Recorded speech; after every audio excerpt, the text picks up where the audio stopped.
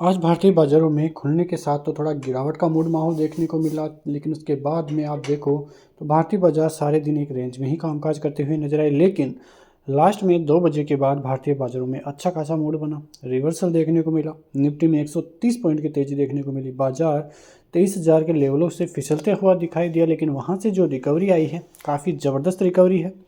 अब देखो सीधी सी बात यह है कि निफ्टी यदि आज का लो वो फेल हो जाता है तो फिर भारतीय बाज़ारों में दिक्कतें बनती हुई दिखाई देगी, वरना फिर भारतीय बाज़ारों में एक बड़ा रिवर्सल भी आपको देखने को मिलेगा। लेकिन ये तो साफ़ है कि भारतीय बाज़ारों में आज का रिवर्सल जो है वो स्ट्रेंथ के साथ आया है। इसका मतलब भारतीय बाज़ार फिर से 23,300 400 तक तो बाज़ार जाता हुआ दिखाई ही देगा। लेकिन यदि 500 और 600 के ऊपर भी निकल जाता है बाज़ार, तो एक अलग ही सस्टेन जो रियलिटी है वो आपको देखने को मिलेगी, जो दर्शाएगी कि भारतीय बाज़ारों में अभी भी स्ट्रेंथ है, आगे भी स्ट्रेंथ आती हुई दिखाई दे सकती है। आज का दिन भारतीय बाज़ारों के लिए काफ़ी अच्छा रहा है। कई स्टॉक्स में स्टॉक्स वाइज डेटा देखें तो कई स्टॉक्स में अच्छी खासी रैलियाँ भी देखने को मिली है। बैंक निफ्टी की तरफ से भी अच्छा खासा रिवर्सल आज देखने को मिला है। 153 पॉइंट की तेजी के साथ बाजार 48,600 के लेवलों को फिर से क्रॉस किया है। 724 की क्लोजिंग आज देखने को मिली है।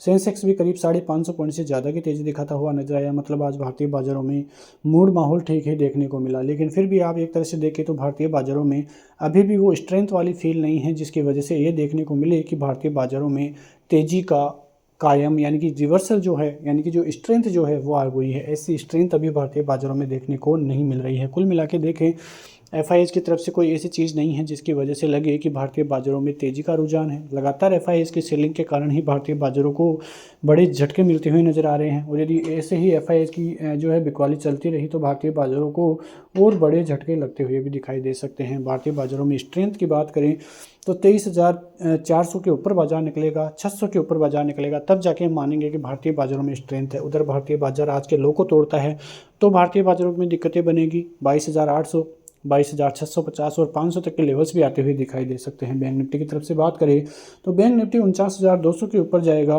तब जाके लगेगा कि स्ट्रेंथ आती हुई दिखाई दे रही है, वरना फिर 48,600, 48,450, 48,200 ये लेवल्स बैंक निफ्टी की तरफ से भी आपको देखने को मिल सकते हैं। यहाँ पे आप बात करोगे अमेरिकी बाज़ारों की, तो अमेरिकी बाज़ारों की तरफ से भी आज कोई ऐसा स्ट्रेंथ वाली चीज़ें देखने को नहीं मिल रही है। अच्छा खासा मूड माहौल ही उनके बाज़ारों में देखने को मिल रहा है।